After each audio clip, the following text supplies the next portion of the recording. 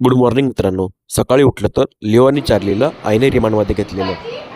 पण अशा पोकळ धमक्याने घाबरणारे लिओ चार्ली थोडी आहेत. तर लवकर सुकारायला जात नाही. निघ लवकर सुकारायला. फ्रेश झालो, नाश्ता केला आणि खूप दिवसानंतर ट्रेनचा प्रवास करत निघालो लोअर परेलच्या दिशेने. थोडं काम केलं आणि लंचमध्ये मस्त सँडविच खाल्ला. घरी आलो तर लिओ चार्लीने छान वेलकम केलं. फ्रेश झालो, हत्यार घेतले आणि निघालो क्रिकेट खेळायला.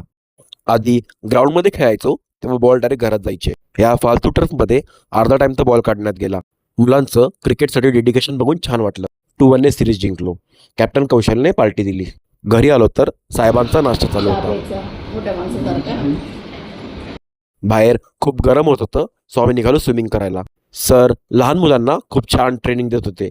तुम्हाला पण स्विमिंग क्लास जॉईन करायचे असतील तर मला नक्की DM करा. भूक लागलेली, सो विदर्भ वडापाव खायला मी राऊंडला आलेलो. खूप छान वडापाव होता, तुम्ही नक्की ट्राय करा.